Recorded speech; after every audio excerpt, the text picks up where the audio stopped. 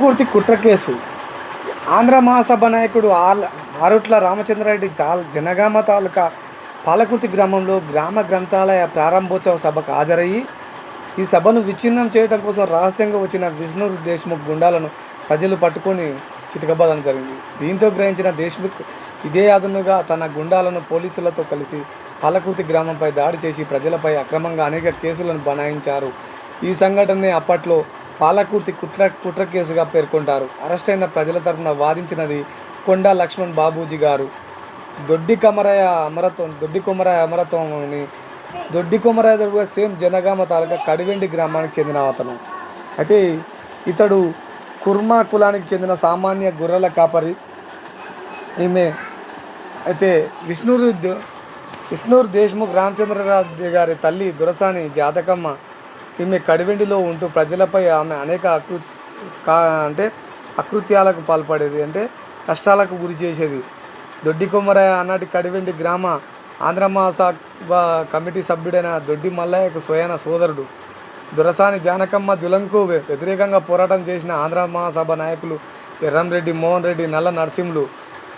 దీంతో జానకమ్మ ఆంధ్ర మహాసభ ప్రధాన నాయకులకు హతమార్చుటకు గుండాలను పురమాయించింది. ఆ గుండాలు కడివెండి గ్రామంలో దొరసాని గడికి ఎదురుగా మకాం వేసి గ్రామంలోని సంఘం సభ్యుల ఇళ్లపై దాడి చేయడం జరిగింది.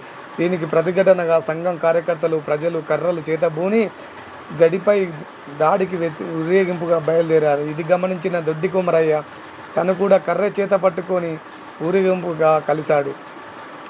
ఐక్యంగా ముందుకు వస్తున్న ప్రజా ఊరేగింపుపై 1946 జూలై 4న గుండాలు విచక్షణ రహితంగా కాల్పులు జరిపారు. ఈ కాల్పులోనే దొడ్డి కొమరయ్య వీరమరణం పొందడం జరిగింది. ఇతని మరణార్థం వార్త విన్న చుట్టుపక్కల గ్రామాల వందలాది ప్రజలు కడివెండి గ్రామానికి చేరుకొని ప్రతీకార చర్యలు చేపట్టడం జరిగింది. దేశ్ముఖ్ పంట పొలాలను ధ్వంసం చేయడం జరిగింది. దొడ్డి కొమరయ్య మరణం రైతుల ప్రజల్లో కార్చిచ్చు రగిల్చి ఉద్యమాన్ని ప్రజ్వలింపేలా చేసింది.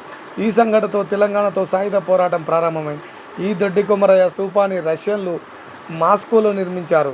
తెలంగాణ పోరాటంలో స్తూపాన్ని రష్యాలు మాస్కోలో నిర్మించారు. అయితే తెలంగాణ పోరాటంలో తొలి అమరుడిగా దొడ్డి కొమరయ్యను పేర్కొంటారు. సాయుధ పోరాటం ప్రారంభమైన తర్వాత జరిగిన కొన్ని ముఖ్య సంఘటనల్లో 1946 అక్టోబర్లో బలెముల గ్రామంలో పటేల్, మట్టారెడ్డి, గార్లరెడ్డి, అనంతరెడ్డి పోరాటం చేస్తూ మరణించారు.